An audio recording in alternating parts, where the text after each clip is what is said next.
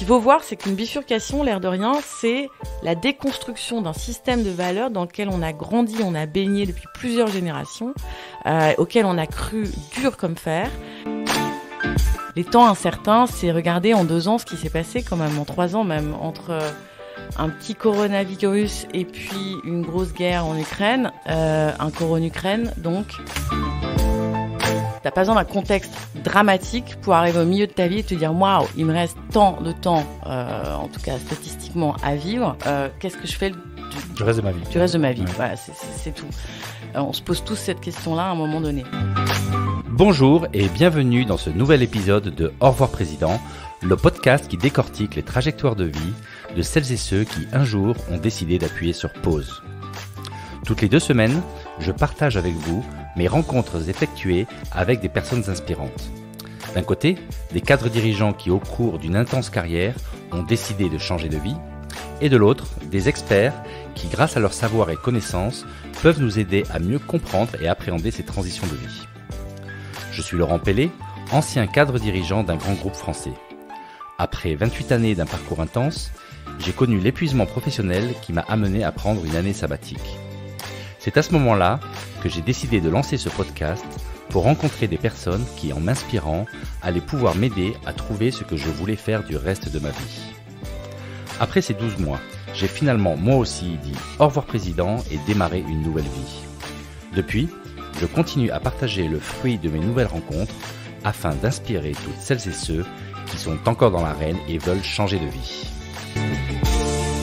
Alors aujourd'hui, j'ai le plaisir d'être avec Laure Noila. Bonjour Laure. Bonjour. Alors Laure, si j'ai demandé à te rencontrer, c'est parce que tu es une experte en bifurcation. Donc... Ok. Alors on va le dire comme ça. Et pourquoi j'utilise le mot bifurcation, c'est parce que alors la première fois que je t'ai entendu, tu étais sur un podcast sur France Inter. Ensuite, j'ai un peu creusé pour voir qui tu étais parce que je trouvais que voilà, tu disais des choses qui me plaisaient bien, qui étaient dans le thème de mon podcast. Et donc, en allant un peu fouiller, j'ai vu que tu as écrit un bouquin qui s'appelle Bifurquer par temps incertain. Je l'ai lu et donc je me suis dit, il faut vraiment qu'on se rencontre parce que je suis sûr que tu as plein de choses à me raconter et puis qui vont intéresser aussi mes auditeurs. Donc, je vais te laisser te présenter, Laure, et merci encore une fois d'avoir accepté de mon invitation.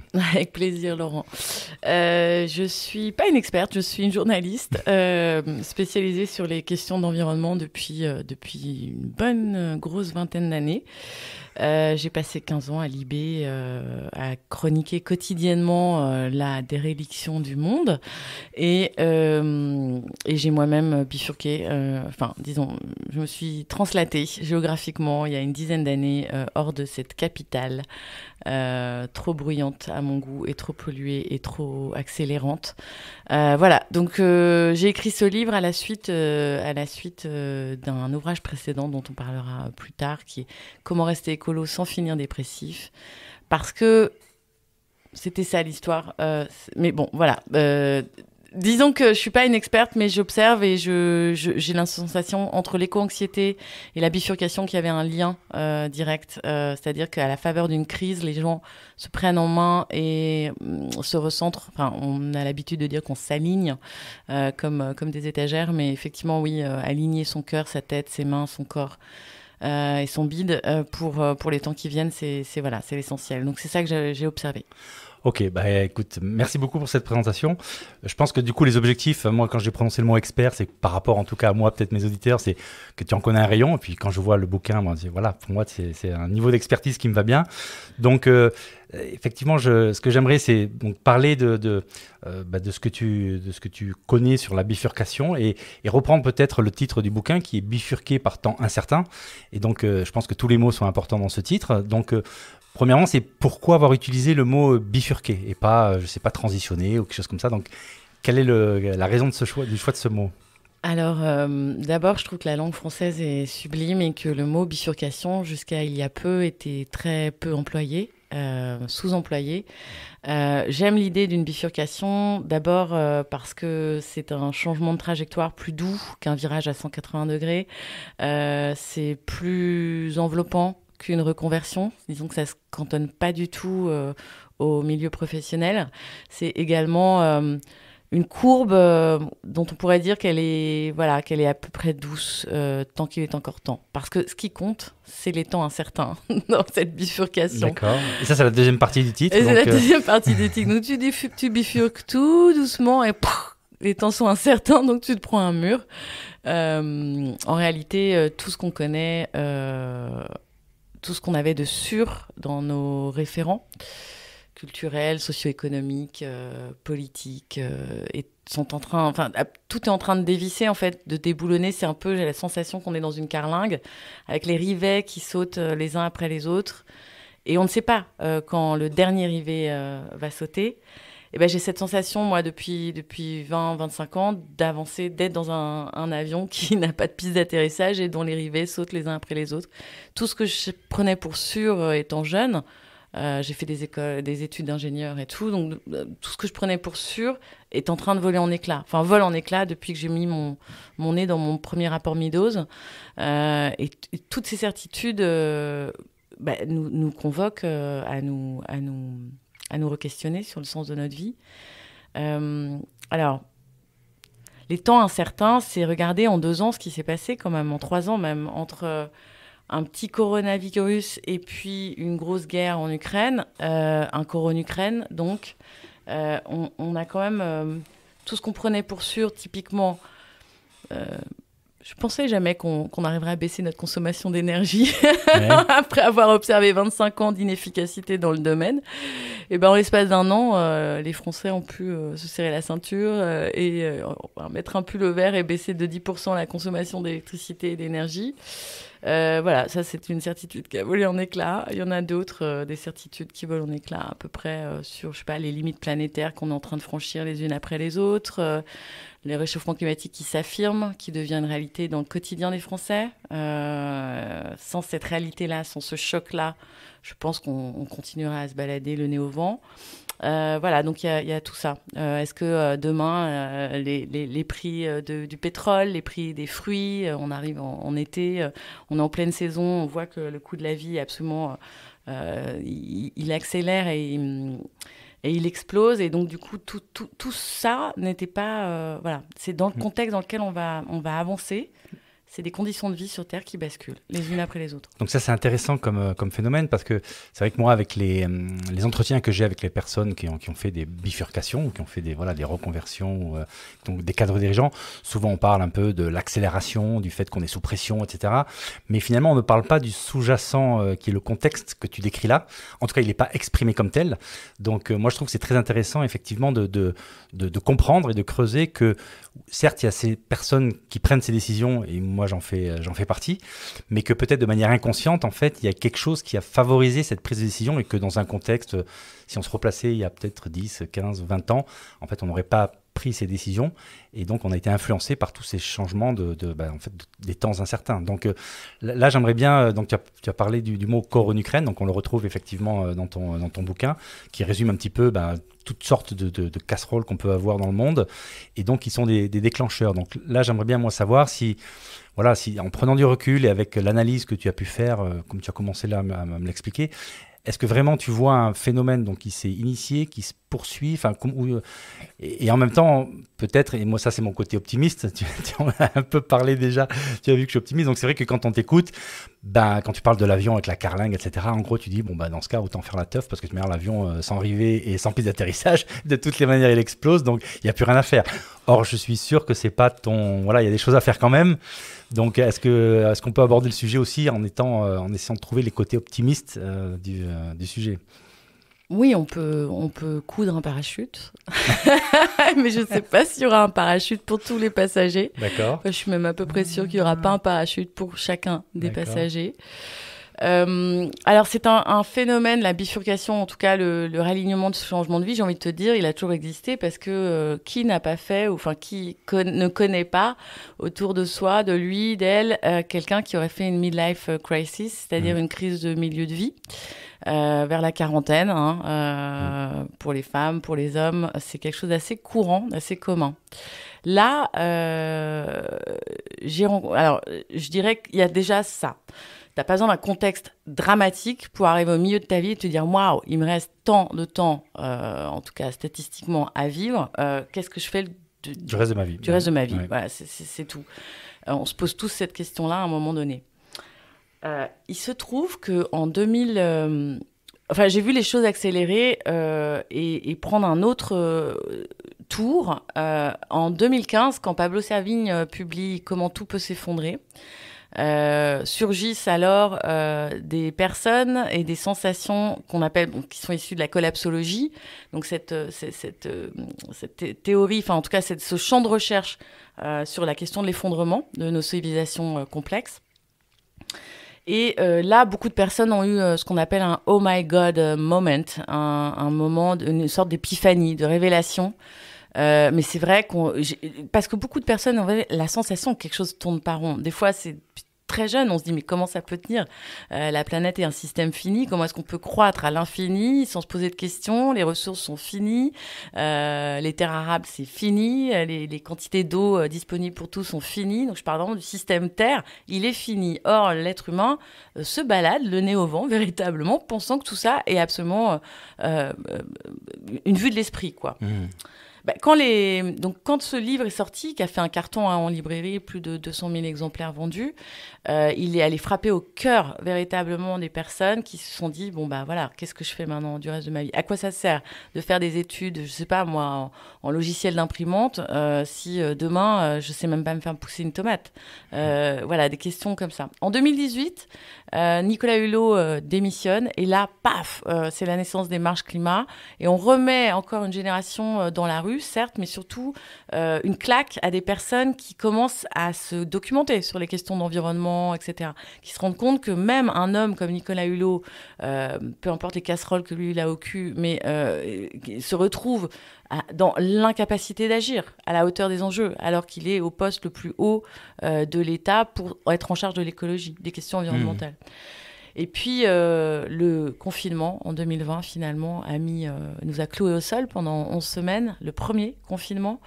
Et là, il y a eu une espèce de révélation encore plus nette pour certains, qui se demandaient quand est-ce qu'ils allaient bifurquer, quand est-ce qu'ils allaient mettre en œuvre leur grand changement de vie. Et ça a été le coup de pied aux fesses ultime. Ça a galvanisé énormément de personnes, ce confinement. Il faut savoir ça. Dans les territoires, je ne parle pas des gens qui étaient à la campagne, heureux d'être à la campagne. C'est pas tant ça. C'est vraiment surtout, OK, on se retrousse les manches, on fait notre premier potager, on se met à gagner en autonomie électrique, en autonomie en eau, en autonomie de maison, d'énergie, de déchets, etc., etc. On réduit notre empreinte parce que tout peut s'effondrer. C'est-à-dire qu'il faut bien comprendre que les gens qui avaient toute cette littérature-là dans leur tête, le 14 mars 2020, ils disent « Ah, enfin, je suis pas fou, ça arrive, quelque chose arrive. » Ou alors ils disent « Ah, ok, je suis pas assez prêt, donc je vais m'accélérer, je vais me mettre une pile. » Voilà, donc voilà, je dirais que le phénomène s'est un peu conforté et c'est à l'issue de ce confinement, je me suis dit « Tiens, je vais aller voir ce que le confinement a fait sur certaines personnes. » Parce que moi, le confinement, c'est marrant, mais jusque-là, je le voyais en fait, et en discutant avec d'autres, soit experts, soit personnes qui ont fait une transition. Le confinement était un moment où on s'est arrêté, on a pu réfléchir, c'est-à-dire que quelque part, on sort un peu de la centrifugeuse, et donc on peut mettre son cerveau à disposition d'une réflexion qui est, pareil, qui est alignée avec qu'est-ce que je veux faire du reste de ma vie. Et donc, en fait, ça nous a donné du temps pour réfléchir. Mais donc, effectivement, c'est aussi une autre manière. C'est la même chose. Ouais. C'est juste que les gens qui se sont mis à s'activer sur les territoires pour construire une tiny house, s'acheter un jardin, un terrain, etc., sont des gens qui étaient déjà conscients qu'un choc pouvait arriver. Donc, ils étaient déjà, si tu veux, préparés psychologiquement. Ils n'ont pas eu l'effet de sidération partagé par beaucoup de personnes. Ils étaient déjà, en fait, ils attendaient le coup de départ, en fait, finalement, le coup de semonce pour mettre en œuvre ce qu'ils rêvaient de mettre en œuvre. Effectivement, ça a accordé du temps, et le temps, je crois, c'est l'ennemi du politique actuel, c'est-à-dire le temps que tu donnes aux gens pour qu'ils réfléchissent. Malheureusement, on est reparti dans le monde d'avant, après le monde d'après. Je veux dire, voilà, mais cette réflexion-là, c'est, je pense, l'outil le plus extrême que pouvaient avoir les gens. Et là, tout ce que tu expliques, donc c'est un phénomène global. moi, mon podcast, il s'adresse surtout à des cadres dirigeants, parce que moi-même, je suis un cadre dirigeant, et donc c'est une population qui bifurque, qui switch, qui se pose des questions. Là, est-ce que tu inscris les raisons pour lesquelles, justement, les cadres dirigeants qu'on voit de plus en plus nombreux à faire ce genre de choix, est-ce que c'est les mêmes raisons que tu viens d'évoquer, c'est-à-dire la peur de l'effondrement, de la perte d'autonomie, etc., ou bien est-ce qu'il peut y avoir un autre phénomène qui est un peu différent et spécifique à cette catégorie de... Un cadre dirigeant, donc dans une entreprise, c'est quoi l'objectif ? C'est la croissance, toujours. Voilà, donc soit on remet en cause ce dogme-là, et on se prend une claque et on se demande comment est-ce qu'on peut évoluer dans cette entreprise tout en détruisant ce dogme-là, en essayant de faire autrement. Rarement, on arrive à faire ça de l'intérieur, donc on s'en va. J'imagine que c'est quand on a ce choc-là de comprendre qu'une croissance infinie sur une planète aux ressources finies est impossible. Non, mais toutes les décisions de bifurcation n'ont pas pour origine, en fait, ce choc-là. Enfin, ça peut être aussi... Non, bien sûr, absolument. Bien sûr. Non, je ne saurais pas trop dire sur les cadres dirigeants. Cela étant, il y a des cadres dirigeants qui bifurquent, ne serait-ce qu'en assistant à la Convention des entreprises pour le climat. Parce qu'ils se rendent bien compte que leur activité doit re-rentrer dans les limites planétaires. C'est bien ça. J'imagine que le patron du labo de DRH de la spatule de ski chez Salomon ou je ne sais pas quoi se pose énormément de questions sur le sens de son travail dans un monde où les stations de moyenne montagne et bientôt de haute montagne vont fermer. Parce que l'essence même de l'activité ski va disparaître, à court terme, à très court terme même. Donc voilà, c'est valable pour... imagine, t'es pisciniste aujourd'hui, t'es dirigeant, cadre dirigeant dans une entreprise qui vend des piscines. Imagine que dans 10 ans, 5 ans, une législation interdise les nouvelles piscines. T'es pas en train de te poser énormément de questions avant de hurler évidemment au liberticide qu'impose la mesure. Là, voilà, avec des ressources qui arrivent, qui doivent être partagées entre les différents usagers, économisées, je suis pas sûre que la liberté individuelle conserve toute sa saveur. D'accord. Ouais, ça te fait bizarre apparemment. Donc, est-ce que tu as noté une tendance, c'est-à-dire quand les gens bifurquent, donc tu as parlé un peu de type de bifurcation possible, mais est-ce que globalement, parce que tu en parles un peu dans ton bouquin, quelles sont les grandes tendances en fait de bifurcation ? Les gens qui décident, voilà, donc toi tu as un prisme quand même très lié à ce qui est écologique. Comme on l'a dit, il n'y a peut-être pas que ça, notamment chez les cadres dirigeants, mais est-ce que quelque part tu as observé un phénomène ? Les gens qui bifurquent, en général, bifurquent vers quoi ? C'est-à-dire, en fait, ils recherchent quoi en laissant en fait des jobs de cadres dirigeants dans des grosses boîtes ? Ils recherchent quoi ? Ils vont vers quoi ? Alors, j'ai beaucoup observé les populations plutôt jeunes qui font, elles, leur crise de la quarantaine dans leur vingtaine. Donc, c'est plutôt ces personnes-là desquelles je me suis rapprochée. D'accord. Alors, ces personnes-là, qui étaient ingénieurs ou diplômés subdeco, qui étaient destinés finalement à être des cadres dirigeants. Avant même leur carrière, en fait. Avant même leur carrière, arrêtent tout de suite. Alors, j'imagine la tête des parents qui ont payé les études en disant « Ouais, je vais le sortir d'affaires » ou « la sortir d'affaires » et tout. Non, ils arrêtent tout de suite et se disent que devenir ingénieur pour des process dans une usine qui va faire du soja au Brésil, ça n'a vraiment aucun sens. Ils alignent, encore une fois, leurs valeurs, la sensation qu'ils ont également que le pire est à venir, c'est-à-dire que demain va être pire qu'aujourd'hui, en termes de climat, en termes d'intempéries, en termes de productivité agricole, en termes de productivité tout court, et que donc, dans cette raréfaction des ressources et de la déplétion énergétique, ils veulent profiter tout de suite et dans la joie de leur existence en utilisant à nouveau, par exemple, leurs mains. C'est incroyable le nombre de personnes qui se forment, qui bifurquent pour réutiliser leur corps, leurs mains, qui découvrent qu'aller dans un champ, aider un maraîcher bio, c'est beaucoup plus compliqué et beaucoup plus dur comme travail et pénible que prévu ou qu'anticipé, et que le goût la saveur de la tomate ramassée ou de la patate ramassée Bon, tout ça, c'est quelque chose qui est très important, c'est-à-dire de retrouver l'usage de ses mains, parce qu'on a un peu oublié ça. C'est fou ce que tu dis ça, parce qu'en fait, j'ai plusieurs exemples dans les épisodes des portraits, avec une DRH qui est devenue réflexologue, donc qui utilise ses mains pour masser, pour le bien-être des autres.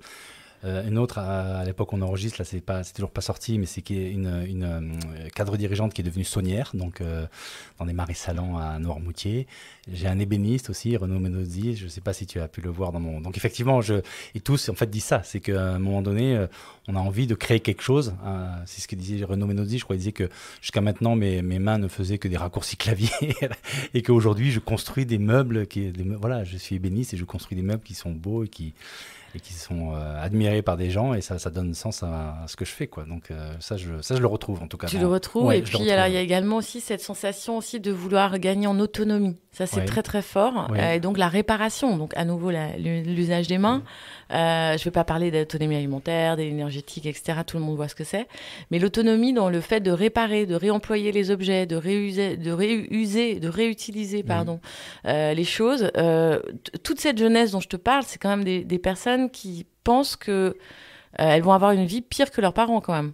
C'est une première dans l'histoire de notre courte, on va dire, société. De tout temps, les parents visent l'ascension sociale pour leurs enfants. C'est-à-dire, non, mais va pas au champ, je te paye des études, après t'es ingénieur, super, ou t'es docteur, ou t'es médecin, enfin bref. Et qu'est-ce que mes enfants... Tu veux toujours que tes enfants ils réussissent bien, voire mieux que toi si t'as été quelqu'un de modeste. Là, les incertitudes vont jusqu'ici, si tu veux. De quoi demain est fait si c'est une France à 3 degrés voilà. Ouais, mais tu regardes quand même l'histoire du monde, il y a quand même eu des périodes où il y a quand même... entre les guerres, entre les famines, tu vois, historiquement, il y a eu quand même... je pense qu'on n'est pas dans la période, même si c'est très anxiogène, parce qu'effectivement, il y a de l'incertitude, comme tu le dis, et elle est planétaire, elle est globale. Mais globalement, je pense qu'il y a eu des générations qui ont eu des visions du futur qui étaient peut-être encore plus noires que celles que l'on a aujourd'hui.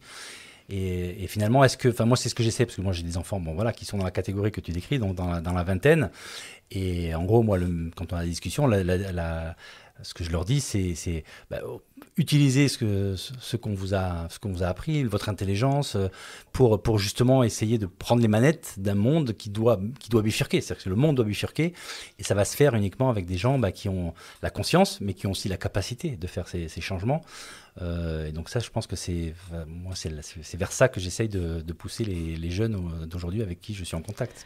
Oui, devenez les conspirateurs positifs du monde qu'on voudrait voir advenir. Bon, on s'agite tous depuis un certain temps pour que des mesures soient prises. Elles ne sont pas prises, ou trop tardivement. Quelque chose de l'emballement est en cours. C'est avec ce décor-là qu'il faut... je veux bien qu'on soit optimiste, mais on peut être aussi lucide, que ça ne va pas être très, très facile quand même.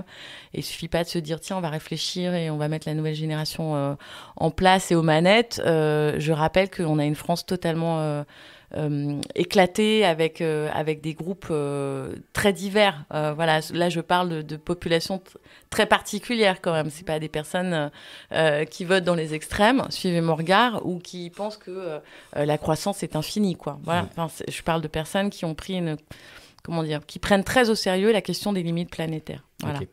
Bon, donc là, on a bien le contexte, et en tout cas les raisons exogènes qui font que les gens en fait se sentent qu'il y a quelque chose qui ne va pas et se sentent inconfortables. Donc en gros, tu le résumes avec un mot, c'est corps en Ukraine. Donc il y a des facteurs externes qui font qu'on se dit il y a quelque chose qui doit changer. Et puis il y a les facteurs internes aussi. En réaction aux éléments exogènes, non ? C'est-à-dire que quelque part, ils sont déclenchés par... moi, c'est comme ça que je le comprends. Mais avec ou sans corps en Ukraine, la fameuse crise de milieu de vie, c'est la question du sens qui te frappe, qui te saute à la figure. La vie passe particulièrement vite. Enfin, elle passe autant qu'elle doit passer. Mais cette histoire de sens, comme tu l'as dit, le confinement a mis les gens au sol, mais également dans le silence de leurs réflexions intérieures. Et ces réflexions-là, c'est quoi ? C'est qu'est-ce que je fais de ma vie ? Qui je suis ? Quelles sont mes valeurs ? Qu'est-ce que je défends ? Quand je me lève le matin, je vais faire quoi ? Quelles sont les conséquences de mes actes ? Et est-ce que je peux me regarder dans la glace ? Est-ce que je suis content ? Est-ce que j'ai une culpabilité ? Est-ce que je pense que j'agis assez pour les autres ? Est-ce que j'ai pas assez d'argent comme ça ? Est-ce qu'il n'est pas temps de faire autre chose, de rendre ? Enfin, tu vois, mille et une questions qui sont indépendantes du fait qu'il y a un effondrement probable en cours. Oui, ok. Non, ça c'est très clair et je vois très bien toutes ces questions arriver. Alors justement, la phase d'après, c'est prendre la décision de bifurquer. Voilà, où on parle du grand saut, voilà, de bifurquer. Bifurquer, je pense que le mot est très bien, surtout dans notre discussion.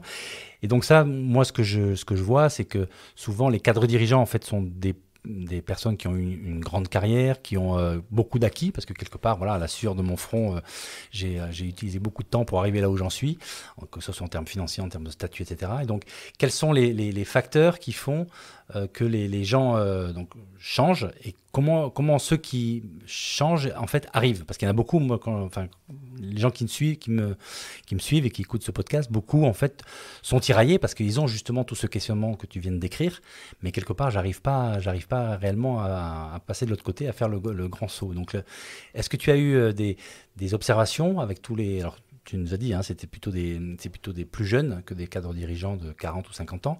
Mais est-ce que tu as observé vraiment comment se passait en fait ce moment pour ceux qui faisaient le grand saut? Comment ça se passait? Quel était le déclencheur et comment... Ils ont tous un truc en commun, Ouais. tous, même les moins jeunes. Ils ne peuvent plus continuer ainsi. Ils ne peuvent plus continuer ainsi. D'accord. Donc, ça va de... Alors, ça, c'est un truc qu'ils ont en commun. Derrière, le déclencheur, comment on passe à l'acte? Je ne sais pas, il faudrait se vivre un peu comme un permaculteur et reprendre les 12 principes de la permaculture et se donner du temps pour réfléchir, justement. Le temps qu'il y a eu pour le confinement, le prendre véritablement avec cet objectif. Parce que le premier principe de la permaculture, c'est l'observation sur une année. Une année, 4 saisons, pardon, donc un cycle entier, et observer en fait, écouter à l'intérieur quelque chose qui nous amène ailleurs, se renseigner. Évidemment, cette année, elle sert à quoi? Elle sert à observer ce qui nous meut véritablement, mais aussi à se renseigner, à s'informer, à se nourrir. Parce que si on n'est pas nourri, comment est-ce qu'on peut avoir des idées d'aller où? Bon, après, s'il s'agit juste de quitter une grande ville parce que la métropole est hors de prix, ou alors, c'est pas le problème des cadres dirigeants, j'imagine, ou alors qu'elle vous assomme de bruit, de pollution, de mouvement, de personnes également, et réfléchir où est-ce qu'on se sentirait bien, quels sont les paysages qu'on aime, voilà, enfin se poser 1001 questions et ne pas s'en vouloir de ne pas avoir de réponse. Je dirais s'écouter en un premier temps. Ça, c'est le déclencheur. Oui, je sais que ça fait... C'est pas une méthodologie, moi, que j'ai écrite, au contact des uns et des autres. C'est plutôt... J'ai vu des personnes qui avaient pu faire un changement de vie. En fait, il n'y a pas vraiment de méthode. Pourquoi? Parce que tu as de tout. Et je pense que tu es le premier à le savoir. Tu as à la fois des personnes qui vont très, très vite, parce que quelque chose s'impose à eux, à elles. Et puis, il y a des fois des personnes qui mettent 10 ans à bifurquer. Pourquoi? Parce qu'ils attendent que les enfants soient plus grands. On déracine pas un ado de 14 ans qui a grandi, né à Paris, comme ça, pour l'emmener à Pétaouchnok-les-Oies, dans un bled de Corrèze avec 5000 habitants. Enfin, tout le monde... Enfin, c'est très compliqué de faire comme ça. Donc, des personnes attendent et bifurquent autrement. À l'intérieur de soi, déjà, le fait de ralentir, de se nourrir, de se documenter, je sais pas, d'aller exhumer les vieux rêves qu'on avait quand on était plus jeune, en se disant, bon, voilà, quand je vais pas remettre ça demain complètement, pas après-demain en tout cas, je vais y aller. Et donc, moi, je sais pas, se préparer tout doucement comme ça. Non, mais ça c'est aussi quelque chose que j'entends beaucoup des gens qui témoignent. Et effectivement, le Covid a favorisé ça. Et c'est aussi pour ça que j'ai fait ce podcast, pour vraiment, moi, m'inspirer de gens qui avaient fait la bifurcation, pour moi-même réfléchir. Et je le partage parce que je sais qu'il y en a beaucoup qui se posent des questions. Donc c'est exactement ça. C'est pouvoir inspirer des gens et pouvoir se poser les bonnes questions pour savoir comment après. Et donc, si on se repositionne là par rapport à cette bifurcation, donc une fois que les gens font le grand saut et changent, comment tu observes, donc dans toutes les populations que tu as pu observer qui ont bifurqué, comment tu les vois? Donc c'est vrai que tu décris quelque chose, un contexte qui est assez anxiogène. Ensuite, on se pose des questions. Ensuite, on bifurque. Et est-ce que pour autant, on peut dire qu'après ça, voilà, on est heureux, on est épanoui? Enfin, on peut vraiment faire une généralité sur les bifurcants, si on peut les appeler comme ça, après leur bifurcation? Non. bien sûr, on peut pas faire des généralités là-dessus, mais ce que je constate, c'est que la vraie bifurcation, elle est dans la déconstruction de toutes nos valeurs. Par exemple, j'ai rencontré beaucoup de personnes qui déconstruisent leur rapport à l'argent, qui ont beaucoup, beaucoup discuté. C'est une colocation de 19 personnes. Ils sont tous copropriétaires d'un moulin en Eure-et-Loire. Et ils ont, avant de tous s'installer ensemble, etc., ils avaient déjà une colocation à Bourg-la-Reine, dans une maison qui s'appelait la Maison Bleue. Maintenant, c'est le Moulin Bleu. Et ces personnes ont complètement déconstruit leur rapport à l'argent lors de sessions de plusieurs week-ends où les questions qui se posent sont de quoi tu as besoin tous les mois.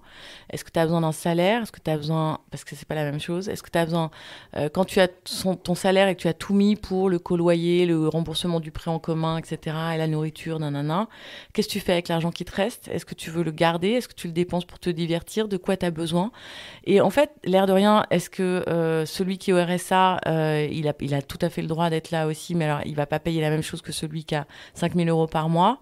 Et ils sont comme ça, ils ont une grande diversité de revenus, de situations sociales, professionnelles et autres. Et donc, ils ont déconstruit ça pour inventer un modèle que j'avais jamais vu. C'est-à-dire que chacun paye au prorata, évidemment, de son salaire, mais en toute chose, quoi. C'est-à-dire qu'il y en a un qui va payer 2 000 € par mois pour que celui qui paye que 100 € par mois puisse bénéficier des mêmes services que tout le monde. Et ça leur pose aucun problème. On déconstruit aussi son rapport à la propriété, beaucoup. Par exemple, à la caserne Bascule, donc des jeunes qui ont basculé également, qui sont à Joigny, dans l'Yonne.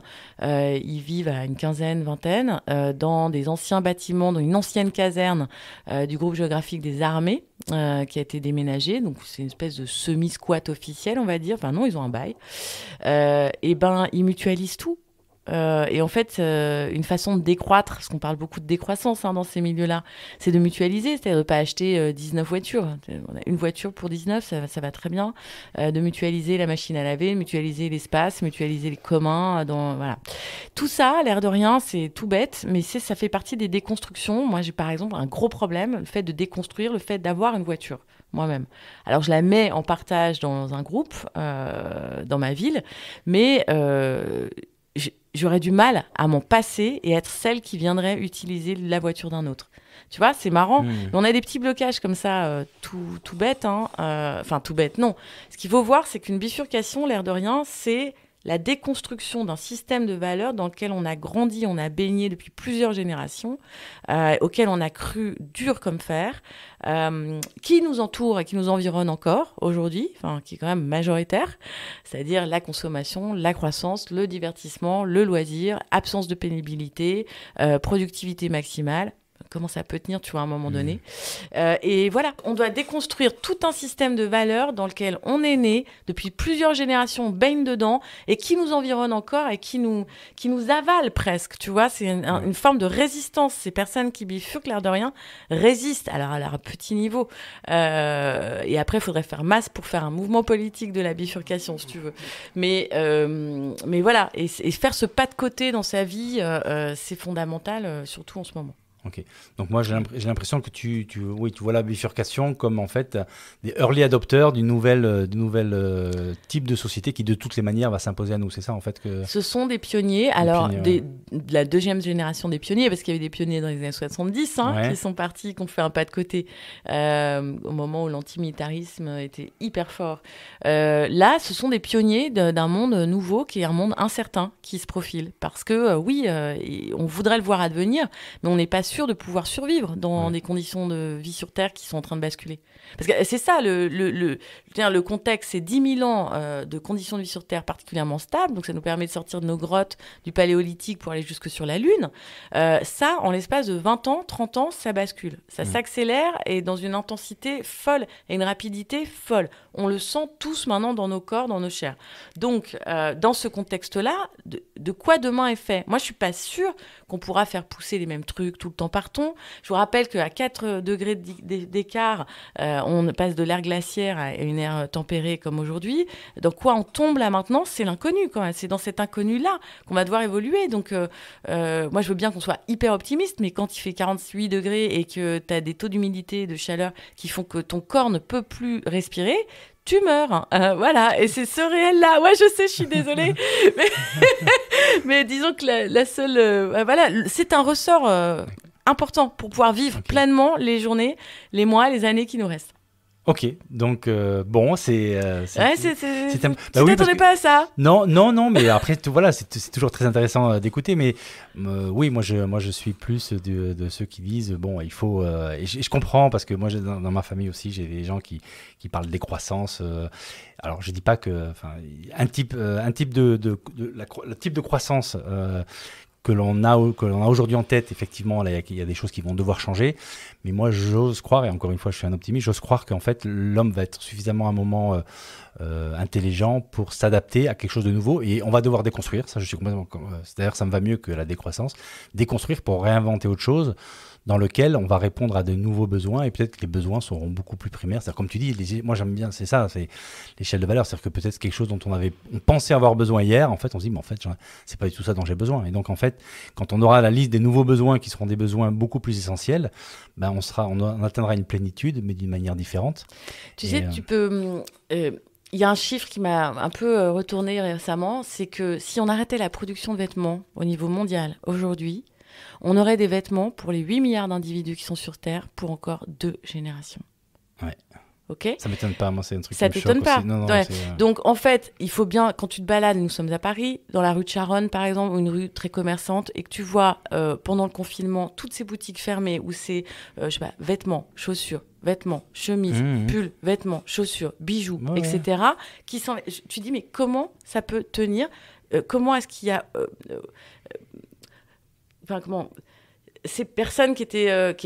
on n'avait pas besoin d'acheter des vêtements tous les 5 matins, tu vois, et je sais pas comment dire, pour moi c'est un truc très choquant, voilà. Et donc ça c'est de la décroissance, c'est même de la fermeture, tu vois, on a assez aussi de fourchettes dans la planète, je pense. Je pense que les mecs qui font des arts de la table, ils doivent arrêter également, tu vois. Et donc si t'es 4 dirigeants dans, je sais pas, chez Geneviève Le Tu ou je sais pas quoi, bah, faut que tu te poses des questions très très vite, parce que ça va pas être ça l'urgence, ça va pas être renouveler son service de table. Voilà, c'est ça que voilà, tu vois, c'est dans cette chose-là, qu'est-ce qu'on peut faire ? En fait, c'est pas moi qui parle de tout ça, hein, c'est Bruno Latour, le philosophe du régime climatique, du nouveau régime climatique, qui avait sorti pendant le confinement un questionnaire. Je vous invite tous à aller sur son site, brunolatour.fr, tout attaché, et vous trouverez ce questionnaire qui s'appelle « Un outil de discernement ». Intéressant déjà. Donc il a écrit Où atterrir, donc c'est comment on peut re-rentrer dans les limites planétaires en tant que régime politique, etc. et savoir où on va, quoi. Dans ce questionnaire, il y a 7 ou 8 questions et qui vont droit au but, c'est-à-dire quelles sont les activités qui vous ont manqué pendant le confinement et que vous voudriez voir rouvrir, quelles sont celles qui ne vous ont pas manqué et que vous ne voudriez pas voir rouvrir, etc. Et après, vous rentrez vraiment dans le détail, faites-le avec des amis, au boulot, comme vous voulez. Tu rentres dans le détail, et le détail, c'est... mais alors, s'il y a 60 000 personnes qui dépendent de l'activité que vous ne voulez pas voir rouvrir, alors qu'est-ce qu'on fait de ces personnes ? Un grand plan de formation, de déformation, de déconstruction, de reformation, qu'est-ce qu'on fait ? Et en fait, on croit que ça, c'est des outils à usage du politique, mais en fait, on est tous concernés par ça. Et moi, j'étais persuadée qu'avec ce questionnaire qui sort pendant le confinement, les politiques allaient s'en emparer en disant, bon, ok, on fait un pas de côté, quoi qu'il en coûte pendant un certain temps, mais surtout, on va faire un grand plan de bifurcation nationale. Voilà, imagine, on aurait mis 7 milliards d'euros sur un grand plan de bifurcation nationale plutôt que les donner à Air France tout de suite, en sortant de la crise. Je sais pas. C'est des questions ouvertes puisque c'est un inconnu qui n'a pas eu lieu. En tout cas, moi, c'est ce que je retiens, c'est que vraiment, choisir de bifurquer aujourd'hui est encore un luxe, parce que en gros... Quand on écoute et quand on te suit dans ton raisonnement, de toutes les manières, bifurcation il y aura pour tout le monde. Et donc, ce que tu dis, effectivement, plutôt essayer de raisonner au niveau national et global. Quelles sont les bifurcations qui s'imposeront à nous, et donc autant les anticiper, donc, et de faire son choix là-dedans en disant... Gouverner, c'est prévoir. Malheureusement, on n'anticipe absolument pas au niveau politique ces bifurcations nécessaires. On me parle de décarbonation de l'économie toute la sainte journée, ça c'est clair. Mais on ne s'intéresse pas au sens de ce que l'on fait et de ce que l'on produit en réalité. Et de... Voilà, mais bon, pour en revenir au fait que la bifurcation est quelque chose pour les nantis à ce jour, même si je connais énormément de personnes qui ont bifurqué sans moyens, ça existe également, mais ça c'est de la bifurcation, on va dire, forcée, subie, plutôt que volontaire. C'est vrai que quand tu es posté dans un bureau ou derrière une caisse de boulangerie, tu ne peux pas dire tiens, je vais me foutre au vert et je vais télétravailler demain. Ouais. Donc tu as des postes qui ne s'autorisent pas à la bifurcation. Mais voilà, il y a quand même encore beaucoup d'endroits en France qui sont très accessibles, donc faut pas croire que c'est un truc réservé aux nantis qu'on mis de côté et qu'on vendu l'appartement parisien pour pouvoir s'offrir une magnifique maison dans le Pays Basque. Ok, Pays Basque pris au hasard bien sûr. Ok, donc écoute, merci beaucoup, et c'est vrai que je vois que le temps passe, donc est-ce qu'il y aurait des conseils pour les gens qui ont été intéressés par ce sujet? Et c'est vrai que l'objectif c'était pas de faire quelque chose sur l'écologie, sur le développement durable, mais on y est arrivé, et je le savais parce que tu t'exprimes comme ça dans le bouquin. Donc les gens pour qui cet épisode a résonné et qui sentent vraiment il y a quelque chose, moi il faut que je travaille un peu cette bifurcation, parce que je suis complètement en phase avec tout ce que j'ai entendu. Est-ce qu'il y aurait, mis à part ton bouquin que je mettrai en ligne, est-ce qu'il y a des conseils que tu peux donner, toi ayant vu beaucoup de gens bifurquer et sans doute avoir une vie plus apaisée, plus alignée? Plus apaisé, plus aligné, plus simple aussi. D'en parler autour de soi, je pense que c'est un très bon conseil, de voir comment ça résonne auprès des uns et des autres, d'être le plus authentique possible également avec ses choix, ne pas culpabiliser, parce que de toute façon à la fin on va tous mourir, donc autant utiliser ces journées, ces semaines, ces mois, ces années qui nous restent de manière joyeuse aussi également. Et un vrai conseil, c'est de s'inspirer de ton podcast, de livres, de questionnaires de Bruno Latour, mais d'en parler autour de soi, parce que je pense que, comme tu le disais, il y a aussi pas mal de bifurcations possibles dans un grand plan de transformation de l'économie française, pour reprendre le gros travail qui a été fait par le Shift de Jean-Marc Jancovici et consorts, il n'était pas tout seul bien sûr, parce qu'il y a des pistes intéressantes aussi sur quelles sont les activités qui vont de toute façon disparaître, celles qui vont pas disparaître et dont on va avoir grandement besoin. Donc voilà, on peut bifurquer dans ce spectre-là. Ok. Si quelqu'un a envie de rentrer en contact avec toi, totalement ébloui par tout ce que tu nous as raconté, comment est-ce qu'on peut te contacter il fait comme toi. D'accord. Il me contacte sur LinkedIn. Sur LinkedIn, ok, ça marche, je peux en témoigner, effectivement. Ok, Laure, écoute, c'était vraiment un moment très sympa. On est parti dans des discussions, je m'y attendais un peu, mais voilà, donc c'est très intéressant. J'espère que ça va plaire à tous nos auditeurs. En tout cas, c'est un éclairage qui est intéressant. Moi, je tiens quand même à garder le mot optimiste pour la fin, et je suis d'accord que on est dans des moments difficiles. La bifurcation, ou plutôt pas facile, il faut pas dire difficile, c'est pas facile. La bifurcation est quelque chose de sans doute d'essentiel, parce que de toutes les manières il va y avoir de tels changements qu'il vaut mieux être souple sur ses pattes arrière et peut-être réécouter l'épisode sur l'adaptation. Je pense que l'adaptabilité est une grande force, en tout cas pour les décennies à venir. Donc voilà, bifurcation il y a, bifurcation il y aura. Ça te va comme conclusion, ou tu veux dire? Ça me va. Non, je veux dire aussi que toutes ces histoires individuelles ne doivent pas nous faire oublier qu'on est aussi des animaux politiques, sociaux et politiques, et que la bifurcation de la société se fera pas comme ça du bottom up, du haut en bas, pardon. C'est à nous de la pousser également si on veut quelque chose de plus durable. Oui, voilà. Ce sera le mot de la fin. Merci Laure, à très bientôt à tous pour un nouvel épisode. Bye bye. Alors voilà, j'espère que cet épisode vous a plu. Si c'est le cas et que vous pensez que ce podcast mérite d'être mis en avant, voilà ce que vous pouvez faire et qui m'encouragera à continuer mon travail. C'est hyper simple. Le plan se résume en 3 lettres. CNP, commenter, noter, partager. En effet, quand vous me laissez un commentaire, si vous me mettez 5 étoiles et que vous partagez à tout votre réseau, alors les algos de plateforme vont me faire remonter en flèche dans les classements et mon podcast sera proposé à un plus grand nombre d'auditeurs. Bon, je compte sur vous, et n'oubliez pas, si vous ne voulez pas louper le prochain épisode, enregistrez-vous vite sur aurevoirprésident.com pour être averti dès qu'il sort. Allez, c'est tout pour aujourd'hui, prenez bien soin de vous et à bientôt pour un nouvel épisode. Bye bye.